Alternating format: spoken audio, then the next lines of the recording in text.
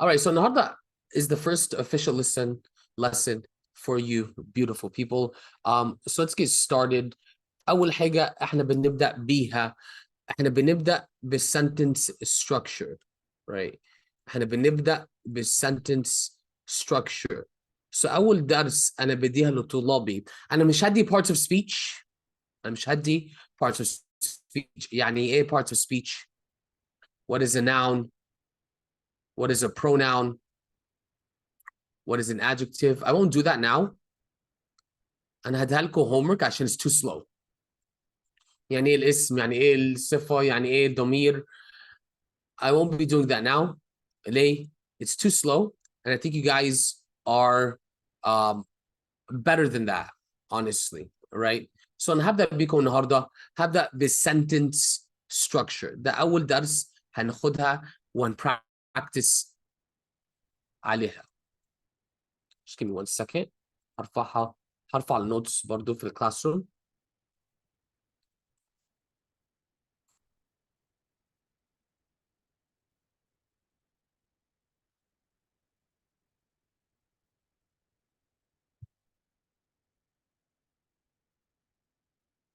One second.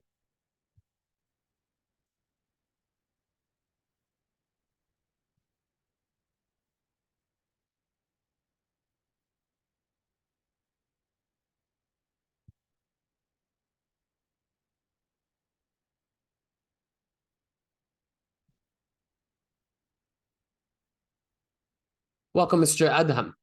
عامل إيه؟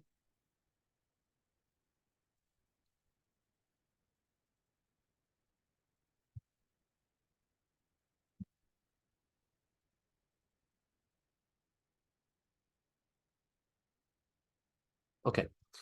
So الجملة احنا بنبدأ بالsentence structure. أنا عايزاكم تفهموا حاجة كويس جدا. الجملة متكونة من كذا parts, right? Basically, a sentence ممكن classify it as an independent idea أو a dependent idea. Independent معناها الفكرة complete, right? Dependent معناها الفكرة incomplete. أي جملة, any sentence, and every sentence لازم يبقى فيها a complete idea. So أنا بلاقي طلبة بيبقى عندهم مشكلة في الموضوع ده, right? مش شرط يبقى فيه dependent ideas. الشرط الوحيد عشان جملة يبقى فيه independent ideas. والindependent idea معناها it is the main sentence. It is the main sentence. For example, let me hit you guys with example, right? Making my way downtown, I walked fast by the shops, right? So it's a very simple sentence. Let me make it bigger, right? So it's a very simple sentence. Every sentence, عشان يبقى sentence لازم يبقى فيها complete idea, right? So عندي سؤال وسؤال بسيط.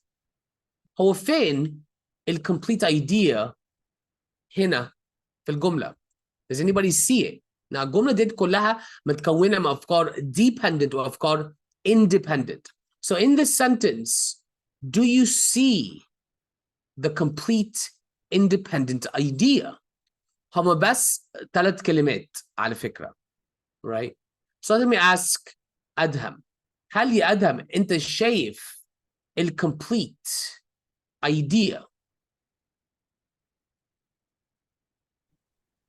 يعني ايه مش فين هو complete idea؟ making my way downtown. No. صح؟ No. No. Omar, do you see the complete idea? Thank you, Mrs. Omneya. Excellent. Omar? No? Making my way downtown. No. No, it's not a complete idea. أنا بسألك فين complete idea؟ I walked fast by the shops. I walked fast. Okay. This is the complete idea. والباقي الايديas الموجودين هنا في الجملة making my way downtown by the shops. These are dependent, right? دولت مش independent, دولت dependent يعني incomplete. الcomplete idea موجودة هنا. طيب تمام. الcomplete idea بقى متكونة من ايه؟ What makes an idea complete?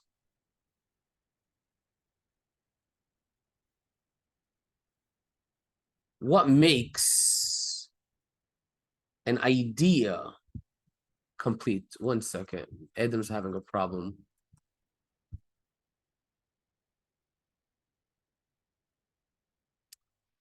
An idea is complete.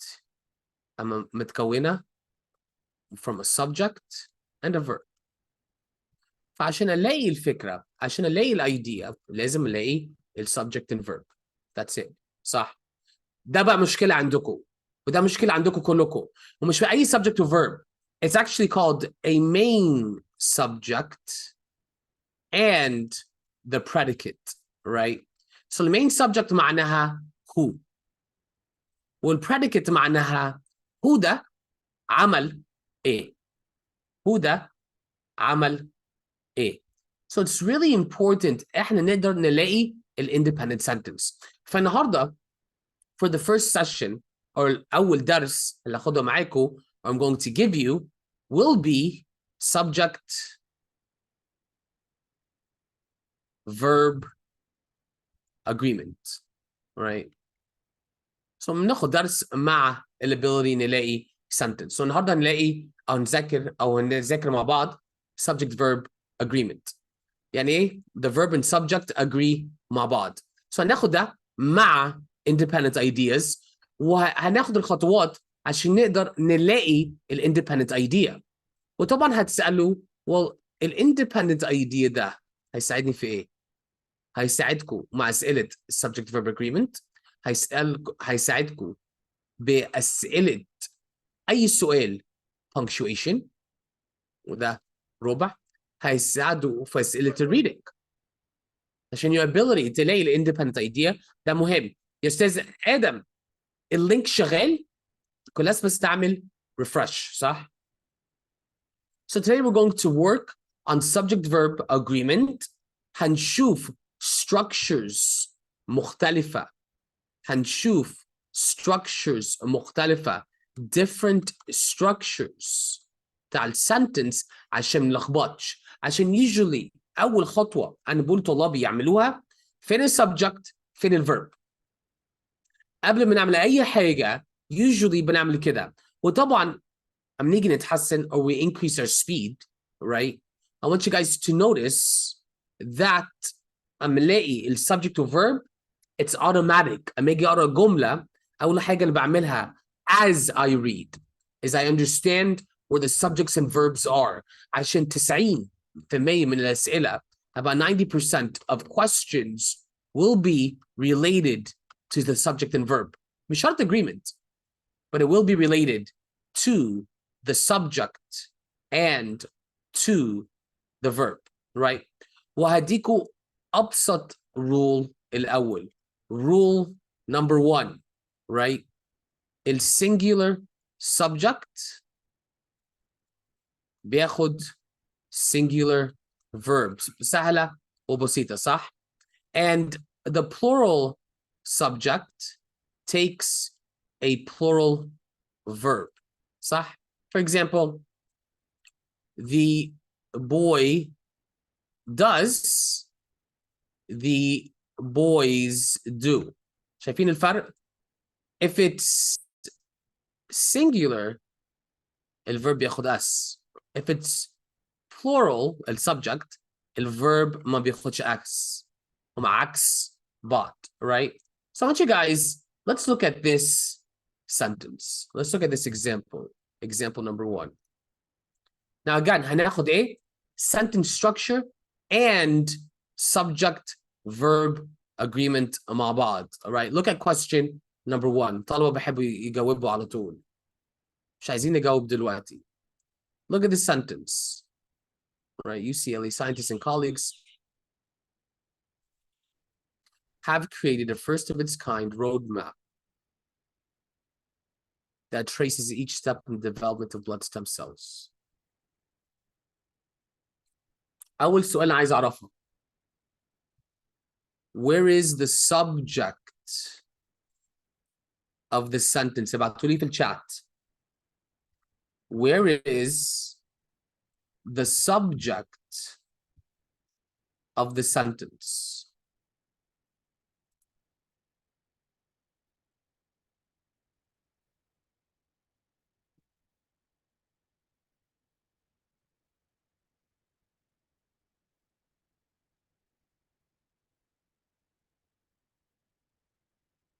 ومحدش يعرف؟ Let me go to أمنية. أمنية, what's the subject of the sentence? هو أنا مترددة فيها بصراحة. ليه؟ مش عارفة، حاسة إن هي تطلع غلط. What do you think the subject of the sentence is? اللي هو ال kind road map بتاعت ولا إيه؟ No. No, no, no, no, no, no. لا. صح؟ The subject of the verb. طيب أجرب حد تاني. اديني شوف. آدم. آدم. Unmute.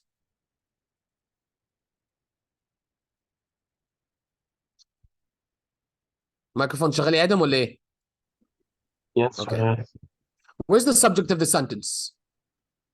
This is the verb. What's the subject? UCLA. The adjective. صفة. صح؟ Scientists. صح؟ لا يا عمر. إيه كمان؟ College. Colleagues. Scientists and colleagues. How many subjects do I have? Two. Two. فدلوقتي السبجكت هنا is it singular or is it plural? Plural. Plural. صح؟ so برضو حاجة rule جديد ممكن نحطها. معظم الوقت thank you Mr. Adam right معظم الوقت السبجكت هيجي قبل الفيرب. أما نيجي نتكلم عن السبجكت yes so عمر بيسألني مش السبجكت ده what's being discussed in sentence structure. The subject is the doer of the verb. In sentence structure, the subject is the doer of the verb. معظم الوقت السبجكت هيجي قبل الverb. Okay? لو سألتك, for example, right? Who created? This is the verb. صح? Who created? هتقولوا لي مين؟ If I tell you, if I ask you, who created? هتقولوا لي مين؟ هتقولوا لي scientists and colleagues. These are my subjects. صح؟ وحاجة كمان زي ما احنا قلنا rule number 2 if you have two subjects connected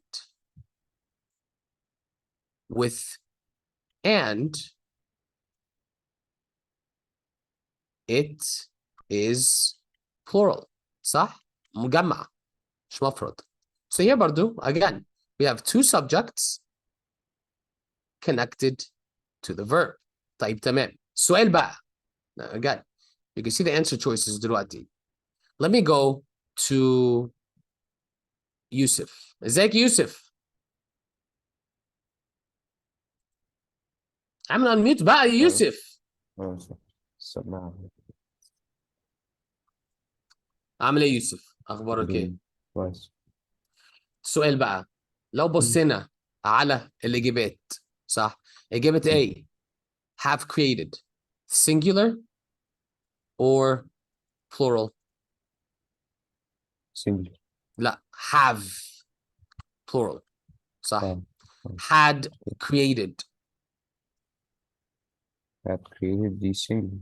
ولا ده ولا ده الاثنين had verbs في الباست زي had بياخد singular or plural created singular or plural create تقريبا 2 برضه. 2 ما فرقتش. were creating singular or plural. plural. plural were, right? It's plural. وهساعدكم النهارده عشان ما خدناش tense وهناخدها. Don't worry. But today is about subject verb agreement. إجابة A في الحاضر في ال present. Okay. إجابة B C و D في ال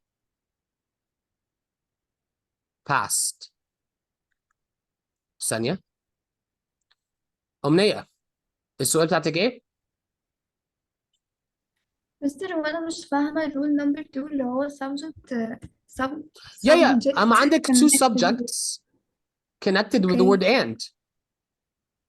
ده كده جمع. They're plural. يعني اوكي صح؟ فهمت. اوكي صح. سوري. No problem. So دلوقتي الشباب أنا عندي A B C و D. عن 3 إجابات في الباست، إجابة واحدة في البريزنت. نعرف إزاي؟ So we can write 2A عشان نعرف التنس. What do? We check other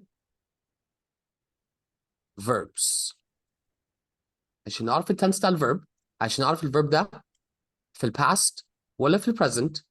We check other verbs في الجملة. عمر أحمد فين ال other verbs في الجملة؟ other verbs في ال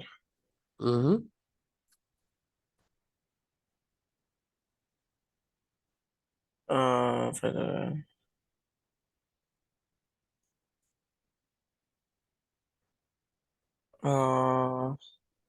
مش فاهم الجملة بس يعني عايزين verbs. في verbs في الجملة فين هما؟ ما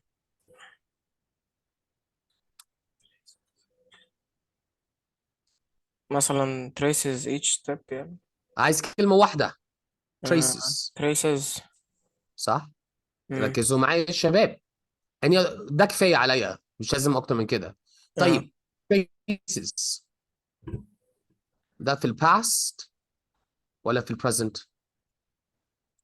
traces تقريبا past. traces traces لا مش الأس present معناها present. في البريزنت. اوكي. عشان معلش trace طبعا. فالverbs لازم يبقوا زي بعض. فلو عندي present tense verb في الجملة، باقي الverbs برضو مفروض يبقى في present tense. ابعتوا لي الإجابة في الشات.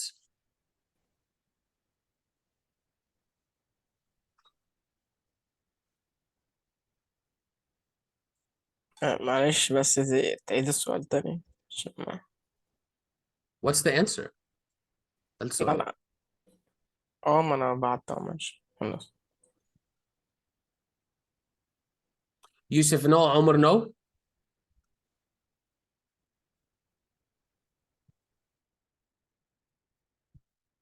اوكي. في كذا خطوة خدناها هنا. Remember. What's the answer؟ Mrs. أمنية. Right؟ خلاص عرفنا ال subject of the sentence. Let me erase all of this. Right? Let me erase all of this. So خلاص في البداية احنا بدأنا وقلنا عندنا الverb. فأول حاجة عايزين نعملها عايزين نلاقي ال subject. فلقينا ال subject هنا. Right؟ وقلنا ال subject هنا في 2. وقلنا في 2 معناها ده جمع. قلنا ده plural. صح؟ وما اجي بصيت في الإجابات عندي أنا شفت إجابة A plural. صح؟ إجابة B ما فرقتش. وإجابة D plural. وبرضه شفت الفرق ما بين كلهم. أنا لقيت إجابة A في البريزنت tense. صح؟ وإجابة B C و D في الباست. سألت نفسي طيب ده past ولا present؟ أرجع تاني أشوف الverbs في الجملة ولقيت الverb هنا traces. فالverb هنا بيقول لي we need to be in the present tense في الحاضر. Right? So what is my answer? Should I answer B A have created في ال present tense or إجابة B, C or D الثلاثة دولت في ال past. What's the best answer?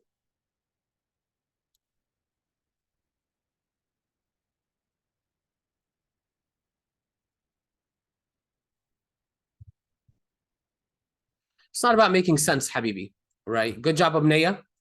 It's not about what you feel makes sense. It's about الrules اللي قدامنا يا أستاذ عمر, right? And these are set rules بالنسبة ل verbs, بالنسبة ل subject verb agreement. Although it sounds correct. Mr. Adam, what do you say?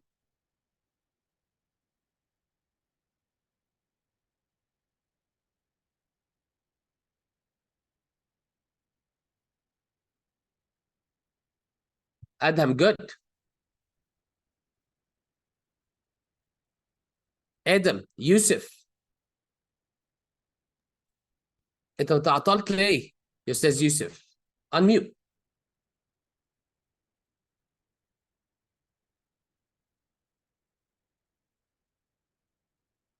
Right? Our answer here is answer A. Right? وليه الإجابة بتاعتنا إجابة A? We have the two subjects فهم plural. Okay, يوسف. وقلنا عايزين نعرف التنس برضو traces. وعرفنا بقى لازم يبقى في present tense.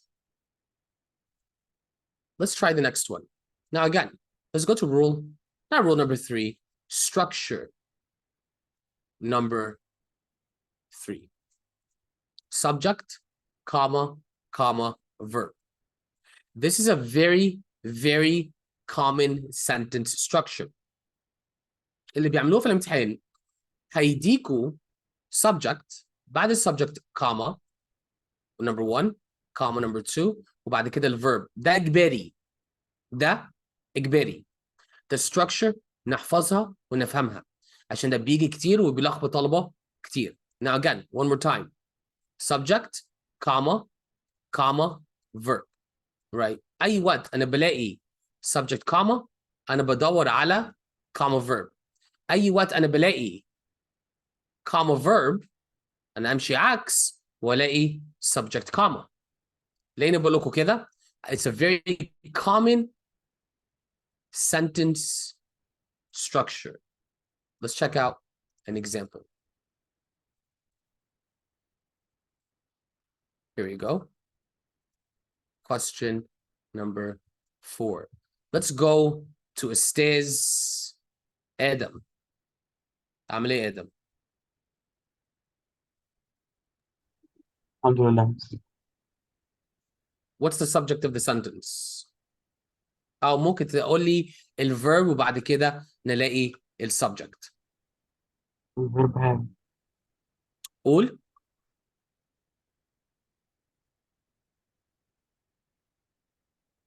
have the ability.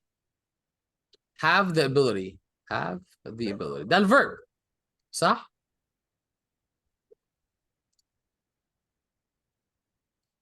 لو بصيت قبليها بتلاقي إيه؟ comma. صح كده؟ صح. واحنا قلنا لو لقينا comma verb I go backwards ولازم الاقي subject comma. Where's the subject of the verb?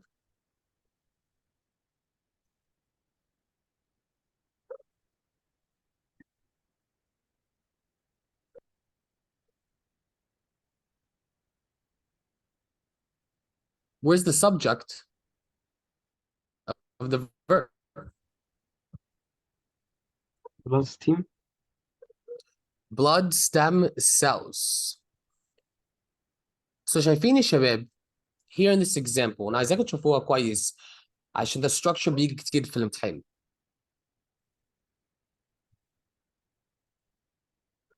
hello عندي lag صح كده؟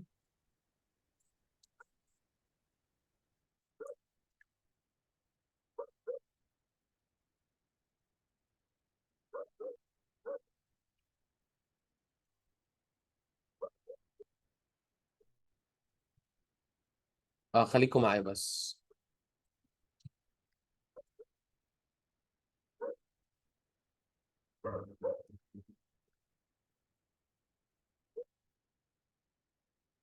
Okay. Hello. Can you guys hear me? So ده أنا كنت عايز أوريها لكم a very important structure انتوا لازم تعودوا عليها. blood stem cell subject زي ما انتم شايفين هنا comma verb. common structure بيظهر في الامتحان كتير. دايما في الامتحان بيحطوا double comma ما بين السبجكت والverb. وخدوا بالكم double comma ما ينفعش احط كاما واحده، ما ينفعش احط كاما وداش، ما ينفعش احط كاما وسيميكون. هي دبل كاما، يا دبل كاما يا ما فيش، يا ده يا ده، ما ينفعش الاثنين. right double comma or nothing else. طيب تمام. So this is the subject of the sentence. Now السؤال يا أستاذ آدم. I don't know what's going on my connection on my second laptop. Oh, there you go. He's acting up. سؤال بقى عايز أسألك. What's the subject of the sentence? Cells. هل هي singular or plural?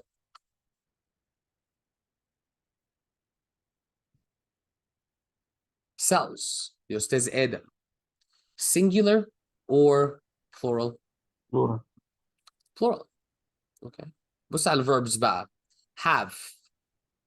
Singular or plural? plural. Good. Has. both. لا. Singular. Had. both. Both. Will.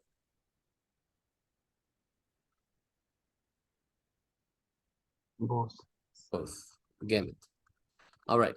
وبرضه خدوا بالكم إجابة A في ال present الحاضر. إجابة B في ال present. إجابة C في ال past. وإجابة D في ال future. شكلناها صح كده؟ مستر آدم. yes. نعرف التنس إزاي؟ في الجملة هنا how do we know the tense of the verb?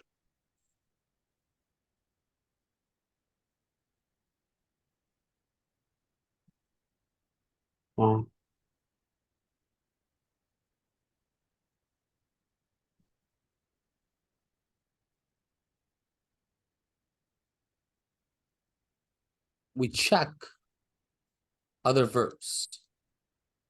صح كده؟ صح. طيب فين الverbs التانيين اللي ممكن يساعدها؟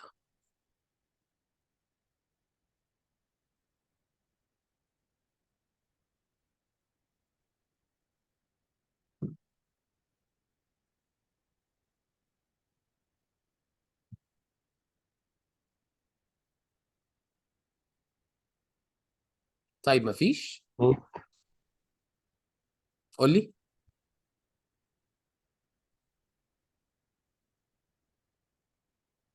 No, Mrs. Omnia. Okay, let me show you. عشان it's not easy. بس مهم نفهم فين الverbs في الجملة عشان نفهم فين الsentences نفسهم. Let me read this with you. Blood stem cells have the ability to make unlimited copies. طلبة كتير هيشوفوا unlimited يقولوا ده الverb. ده مش verb يا شباب، مش أي حاجة ed verb. ده كده adjective بيوصف لي copies. So let's continue reading. Of themselves to differentiate into every type of blood cell in the human body. For decades doctors used في verb بس عليها ايه؟ underline يعني ممكن تتغير فده مش هبص عليها. Blood stem cells from the bone marrow of donors and the umbilical cords of newborns in life, saving transplant treatments for blood and immune disease. لسه ما فيش حاجة. However, these treatments are limited. اهو verb يساعدني يقول لي التنس. So السؤال يا أستاذ آدم. The word are past, present or future?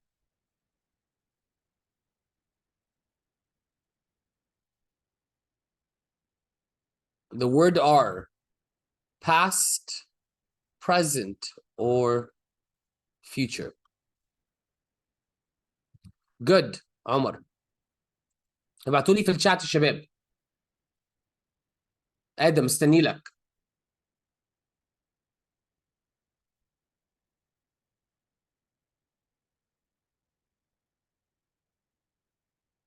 أمنية ابعتي لي في الشات. أدهم ابعت لي في الشات. يوسف ابعت لي في الشات. تعرفش يا آدم؟ present.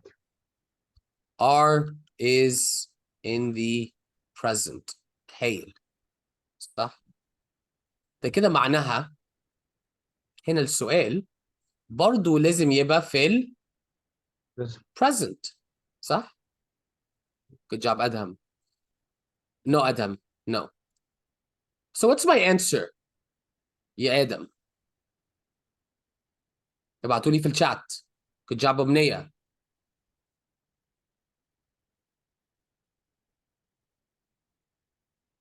فإيه هو the best answer؟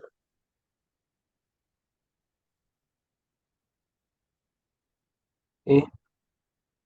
Hey, thank you آدم. يا شباب يوسف. آدم good. وآدم برضو انتوا الاثنين قلتوا لي B.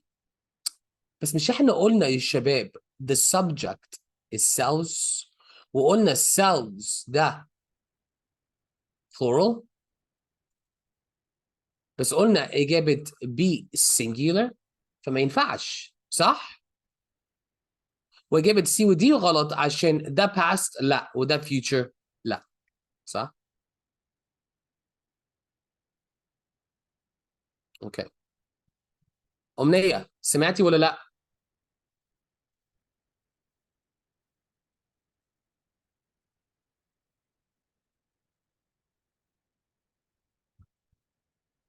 Let's go to another typical sentence structure.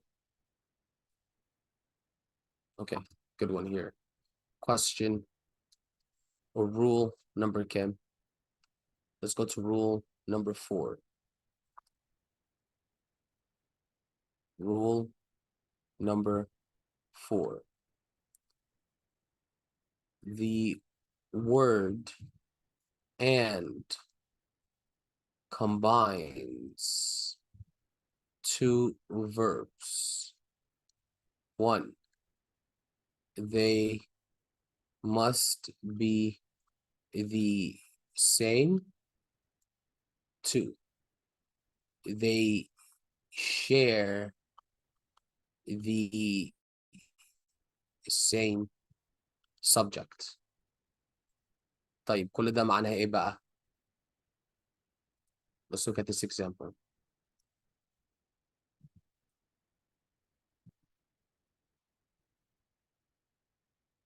Look at question number 6. Right, موجودة هنا. Let me go to أدهم.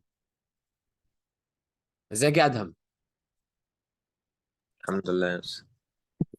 فاحنا قلنا the word and صح can combine two verbs والverbs دول تبقى نفس الستراكشر نفس الستايل وعندهم نفس السبجكت صح؟ So look صح. at hampers. تمام. اهو and hampers. ايه هو ال two verbs؟ احنا خلاص عارفين and hampers. So what's the first verb? treatment. That's not a verb. صح؟ That's not a verb. يبقى donors. لا بقى. A verb is an action. A verb واحد بيعمل حاجة. صح؟ So فين الأكشن؟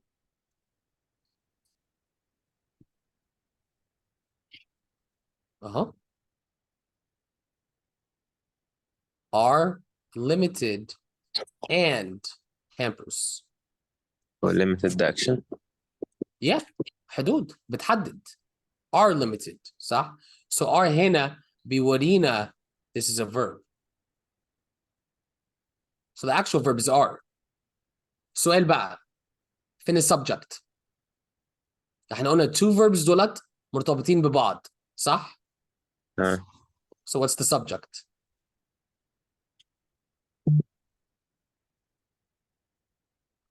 مش عارف. treatment. Treatments. Very good job. صح؟ treatments. يا شباب انا عايزاكم تاخدوا بالكم بحاجه. شايفين by a shortage of matched donors. شايفين ده؟ ده اسمه prepositional phrase. فالprepositional phrase مستحيل نلاقي verb ومستحيل نلاقي subject. الprepositional phrase ده زي هنا by the number of stem cells in cord blood. كل دولت prepositional phrases. الprepositional phrase بيبدأ مع كلام زي by or of or in, right? And we can ignore them. We can remove them from the sentence عشان ملخبطش. So you can simplify the sentence. فدلوقتي شايفين الجملة. Treatments are hampered and or are limited and hampers. So شايفين هنا الجملة. Let me make it yellow. Right? Treatments are limited and hampers. So I want you to notice the prepositional phrase زي ما لقينا هنا وهنا كان في كذا واحدة ورا بعض. No subject and no verb. طيب جميل. احنا قلنا يا استاذ ادهم صح؟ Treatment السبجكت. Correct? فالverb عندنا should it be singular or plural? plural. Plural. Because of treatments. جميل. برضو الverb عندنا should it be present or past? present. Present. How do you know? ايش عرف Are. present? are limited. Are. Present tense. ما فرقتش بقى الكلمة اللي بعديها جاية ازاي. طالما أنا مكتوب are it's present tense. Yeah, good job. All right. So let's check our answers. Look at answer A. ينفع ولا ما ينفعش؟ ينفع. ينفع. Answer B. ينفع ولا ما ينفعش؟ ينفع برضه. ينفع برضه. Answer C. ينفع ولا ما ينفعش؟ ما ينفعش. ما ينفعش. وانسر D. ينفع ولا ما ينفعش؟ ما ينفعش. ما ينفعش. طيب ابعتوا لي اجابات الشباب. ادم قال لي A B C or D مش معناه ادم صح. Remember this. ابعتوا لي اجابات في الشات. What is the correct verb?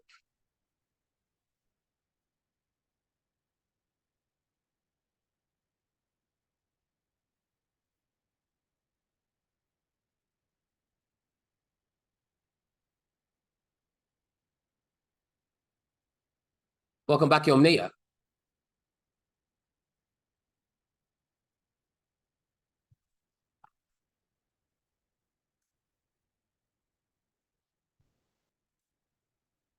آدم. No sir. هقول لك ليه.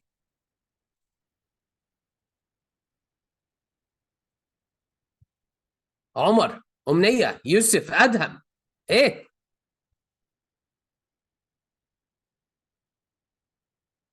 يوسف. No sir.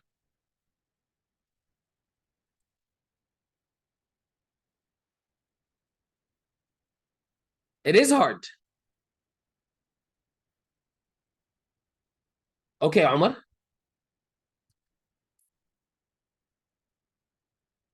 مش هتقولي لي أمنية؟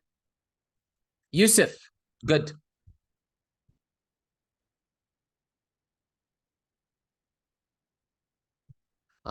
أنا مسجل لي أمنية وشفت الواتساب مسج. أنت سامعني دلوقتي؟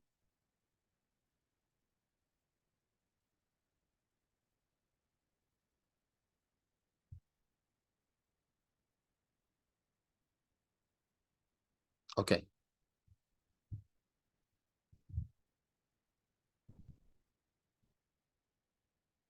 Well, it's not gonna help you because that's the sentence. بس ماشي. There you go. I don't know how it's gonna help. يا عمر بس اتفضل.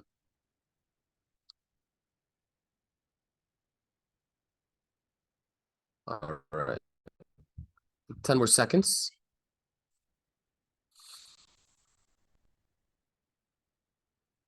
الإجابة بتاعتنا إجابة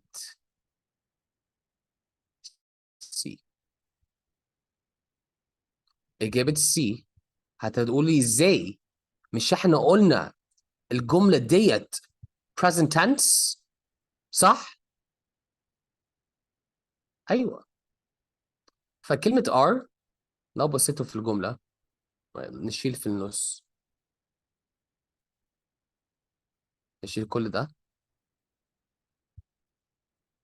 Treatments are limited and are hampered. are هنا بيطبق على الاتنين دولت. are هنا is applied to both verbs. أنا مش لازم أقولها مرة كمان. and hamper مش لازم أقولها مرة كمان. So they are limited and hampered. The word are is applied to both words. Welcome to English. Any questions here? Let's try an easy one. في أي أسئلة لحد دلوقتي؟ Okay. Another thing عايز أقولها لكم. احنا قلنا السبجكت معظم الوقت يجي قبل الverb. صح؟ This is rule number 6. D would make you think a little bit. السبجكت بيجي قبل الverb. بس عايزكم تاخدوا بالكم بحاجة. في حاجة اسمها indefinite pronoun. Okay. Actually, let's take one step back. يلا نفهم أول حاجة البروناون. So خليني أسأل أمنية. ازيك يا أمنية؟ هاي يا مستر. تعرفي يعني ايه pronouns؟ والله أنا أعرف بس مش فاكرة. Okay. He, she, it, they. صح؟ البروناون Yes. بياخد مكان النوun. تمام كده؟ تعرفي يعني ايه indefinite؟ مش محدودة. Right? يعني unspecified. يعني unspecified. So في حاجة اسمها indefinite pronoun. والindefinite pronouns دولت, I'll show you examples right now. Where is it? There you go. Indefinite pronouns are singular tense. Now look at these indefinite pronouns. Anything, anywhere, anybody, anyone, each one, either, neither, everyone, everybody, nobody, somebody, someone, no one, كل دولت singular, right? So indefinite pronouns are singular. Remember this. It doesn't look singular, but it is singular. Let's check out an example, right? أنا أشوف example of this right here. Okay. So Mrs. أمنية. أيوة يا مستر. Nobody succeeded in making functional blood stem cells from human pluripotent stem cells because we didn't know enough about the cell we were trying to generate. فين الverb? success. Succeeded. Very good job. فين الsubject? Okay. Nobody. Nobody. The indefinite pronoun. Excellent. Okay. آخر سؤال. إيه هو التنس؟ Past ولا present؟ وأنا عشان أشوف التنس لازم أتشيك الverbs كلها صح؟ واحد أو اتنين. Okay. So فين الverbs بقى؟ making. No. ing is not a verb. ing is not a verb. Looks like a verb, right? Not because طب هي مستحيل. ليه مش verb؟ إيه؟ ليه مش verb؟ ليه؟ In making, right? عامة, this is called a gerund. A gerund معناها هي كلمة شبه verb ولكن الفانكشن بتاعتها الناون هو شكله verb بس هو بيعمل ايه في الجملة؟ عامل نفسه ازاي؟ noun. ونعرف كده ازاي؟ in making. in is a preposition حرف جار وبعد حرف جار لازم يجي noun اسم. So it's a gerund. It's called a gerund. Okay, فهمت. طيب فين ال other verbs؟ أما أشوف دي.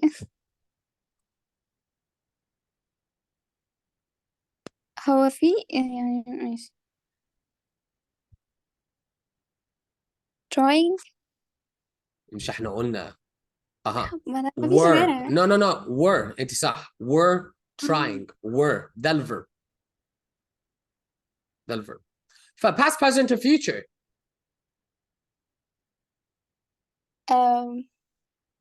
present. past ليه past؟ عشان ال present of were هو is or excuse me are. The present of were is are. The past of okay. are is were. طيب جميل. Look at your answers. A, B, C, or D. أهني إجابتين في ال past. هما اتنين. Which two answers يا شباب وبعتوا لي في chat are in the past?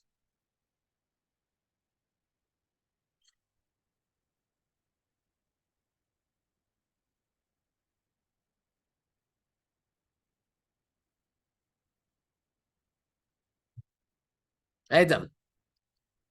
Yes and no.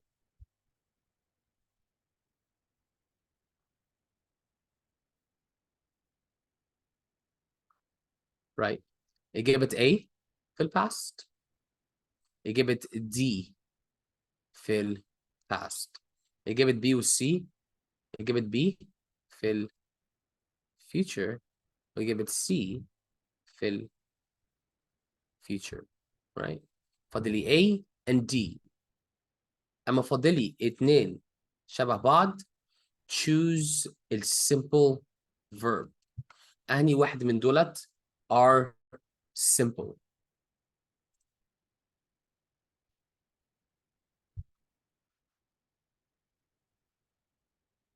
No, Mr. Omar. Choose the simplest verb. No, Mr. Adam. Right? أما فاضلي اتنين verbs. Thank you. أمنية. Answer A. Yeah, أستاذ يوسف. Choose the simple verb. يعني أسهل verb or أبسط verb.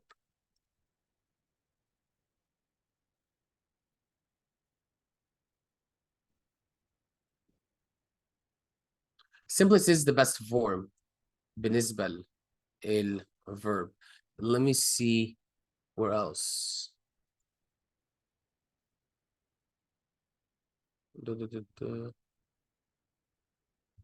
Okay. Next. Rule number 6.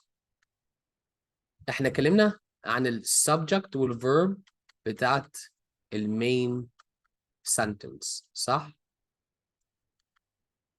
Rule number 7. Thank you. برضو في ال subject وال verb بتاعت that, which, and who. الفريزز دولت بنقول عليهم اسمهم relative clause. Again, الفريز that, which, and who. هوريكم example دلوقتي. But when we talk about الفريزز دولت, they have their own subject and verb. One more time. That, which, and who. They have their own subject and verb. Let's look at an example.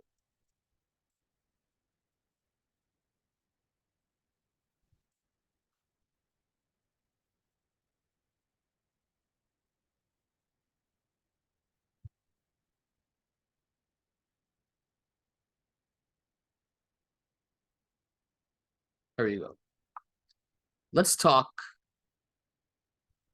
to Yusuf. الميكروفون مش شغال صح؟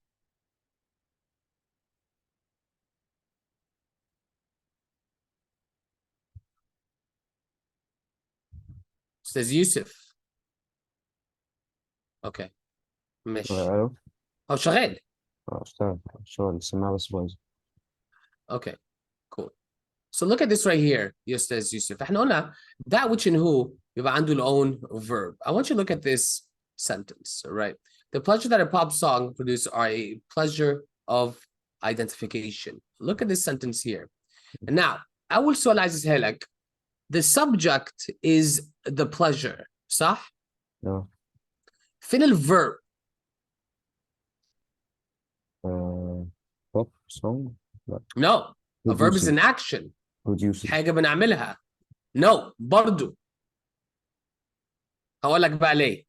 So يوسف قال لي يا جماعة I'm gonna take an example that for a reason. قال لي produces وفعلا produces ده is a verb.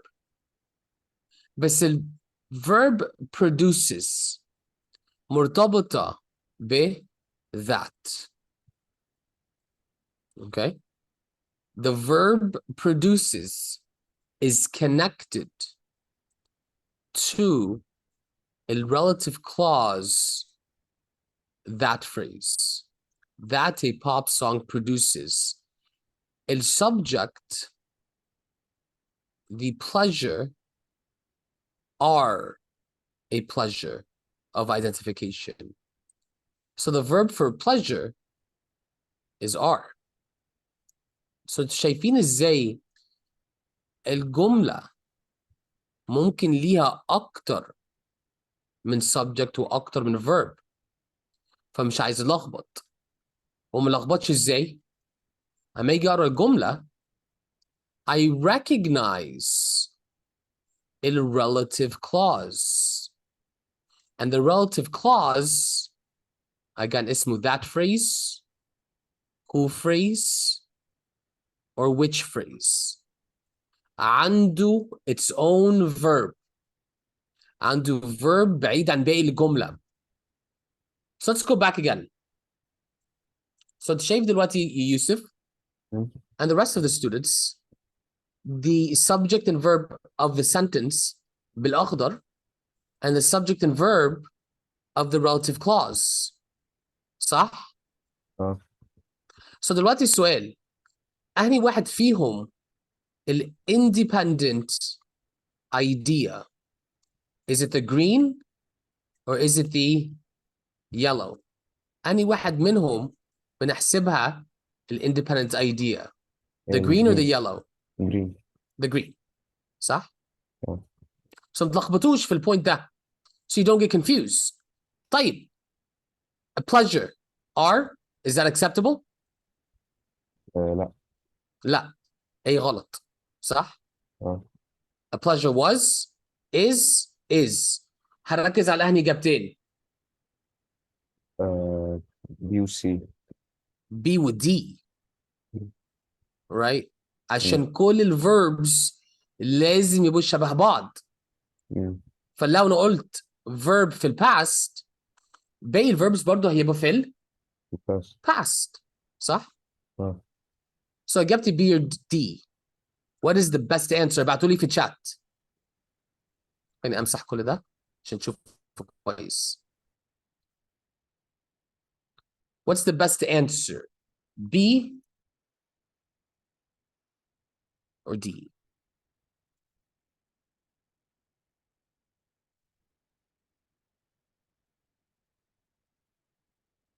Very good job, Mr. Adam.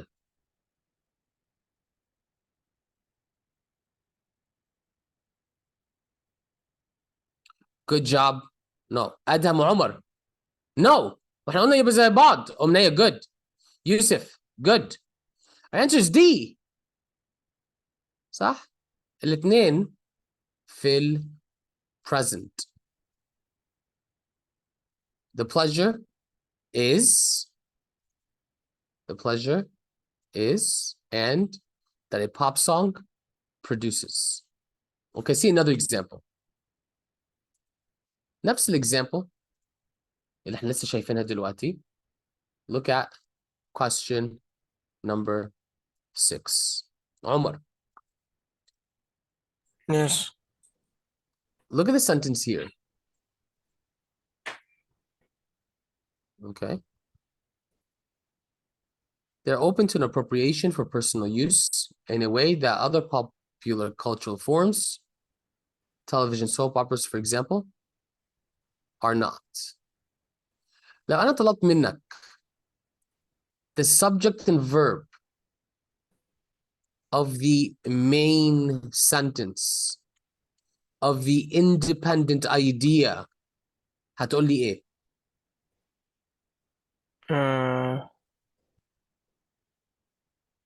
من البراكتس اللي حضرتك حطيتها يعني. أيوه. ما بين brackets بالأخضر.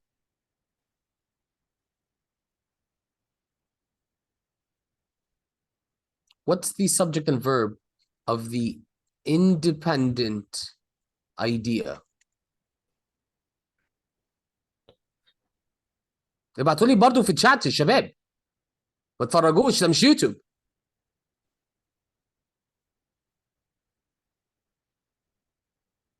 open to هما كلمتين، هتقعد تقرا لي جملة؟ لا هيبقى مثلا appropriation. لا حول ولا قوة إلا بالله. To appropriation. This is a preposition. For personal use is a preposition. In a way, that's a preposition. مش احنا قلنا prepositional phrases برضو ما نحسبهاش؟ صح؟ So where's the subject and verb of the main sentence? They are. صح؟ يا أمنية؟ طيب تمام. فين ال subject and verb of the relative clause?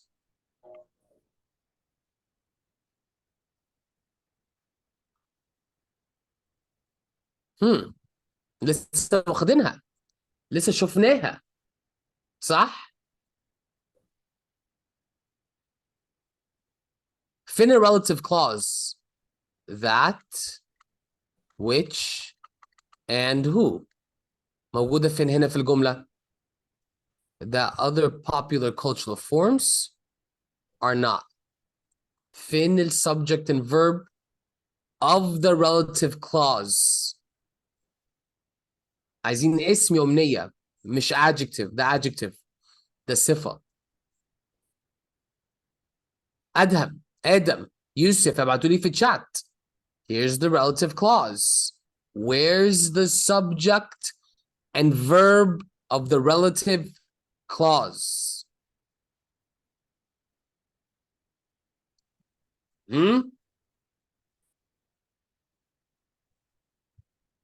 برضو محدش هيقول لي؟ الأحمر ده prepositional phrases. الأزرق relative clause. الأصفر independent idea. طيب يا عمر ليه أنت ساكت كده؟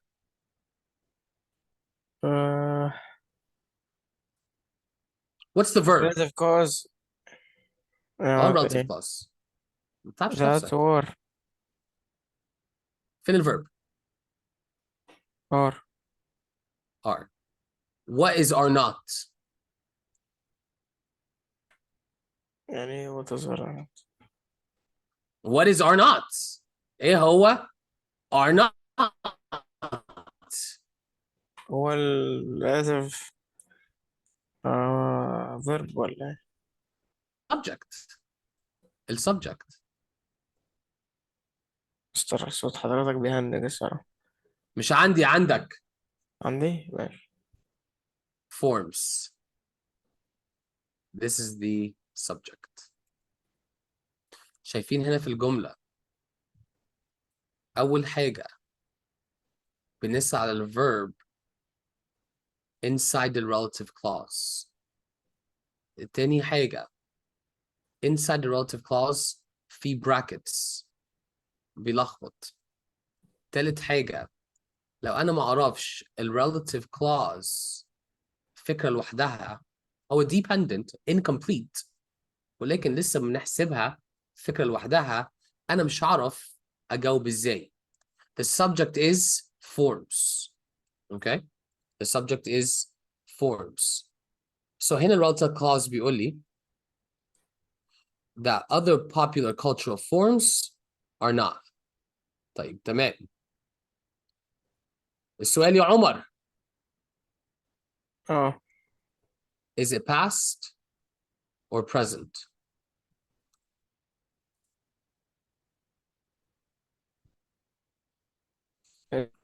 it's بنعرف ازاي؟ من السبجكت والفيرب. بنعرف ازاي past or present؟ بالفيرب مش كده ولا ايه؟ من other verbs بالظبط. صح؟ طيب ايه بقى؟ past or present؟ past قصدي past. ثانية. عرفت ازاي؟ من ار. من are. من are صح؟ are هنا. يا جماعة are past or present؟ ايه ده؟ لا present مش كده ولا ايه؟ present. صباح الفل. انا نايم ركز معايا يا والله. عمر. present tense. ينفع إجابة ايه ولا لا؟ ابعتوا لي الإجابة يا شباب. آدم good.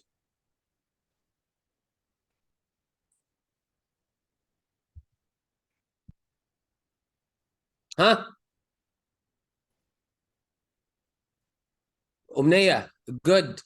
يوسف احنا قلنا يوسف forms the plural فينفع is ما ينفعش وإجابة C ما ينفعش برضو ده في الباست وإجابة D انا ما شايف ينفعش ايه؟ برضو ليه؟ ليه يا عمر؟ ايه؟ عشان كل دول باست. عشان في ال past.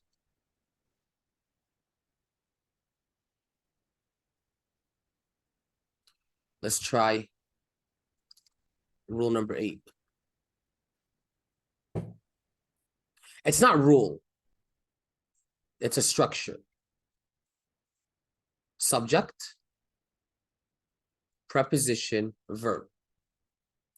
So بيعملوا في sentences بيحطوا preposition واحدة أو أكتر من واحدة عشان يلخبطك ما بين subject و verb. إيه هو preposition؟ هو حرف جر كلمة preposition بيجي بالnoun. For example, in my car.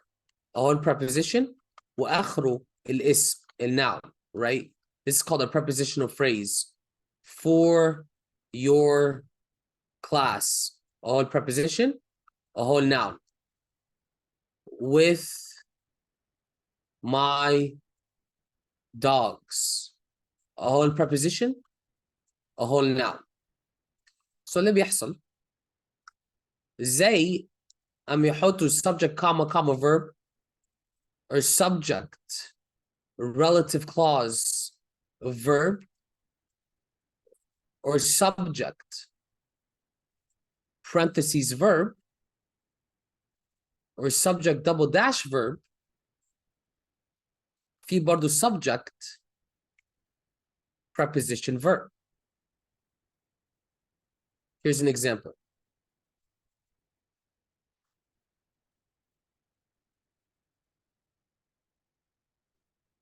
مين ما كلمنيش النهارده؟ كلكم كلمتوا. انا بقالي فتره ما سمعتش من ادم. يا عم ادم.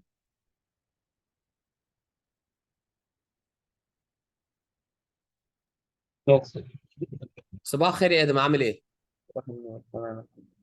Look at this sentence, right? This interplay between personal absorption into music and the sense that it is nevertheless something public are what makes music so important, right? عايزك تركز على الجملة ديت.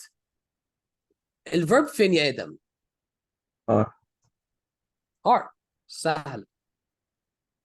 فين السبجكت؟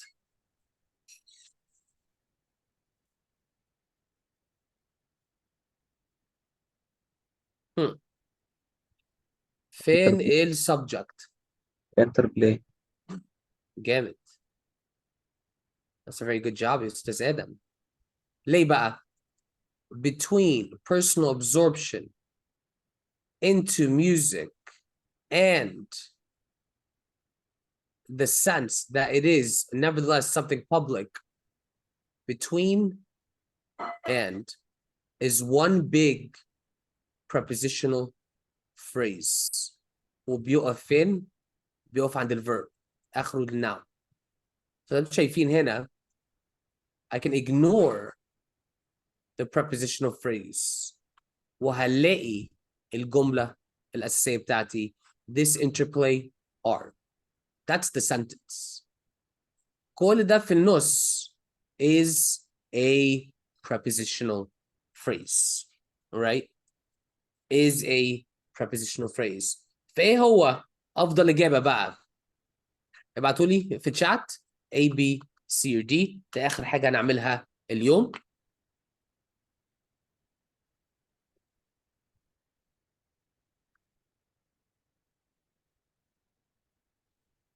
ادهم very good job.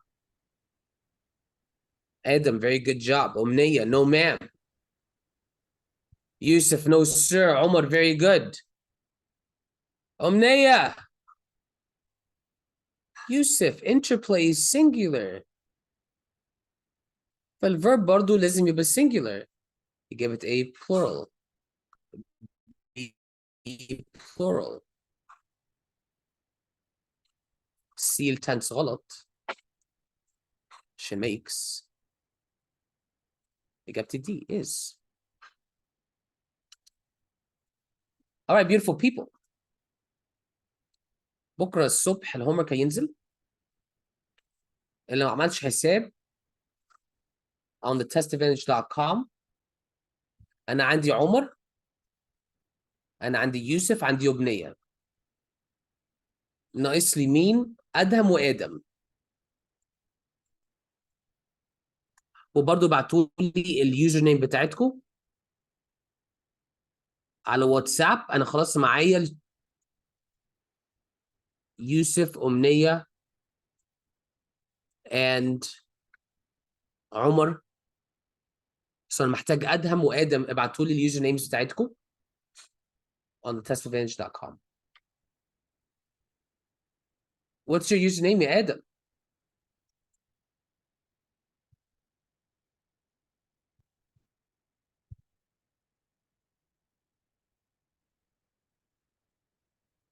homework ينزل بكرة الصبح كده معناها آدم باهر 9807.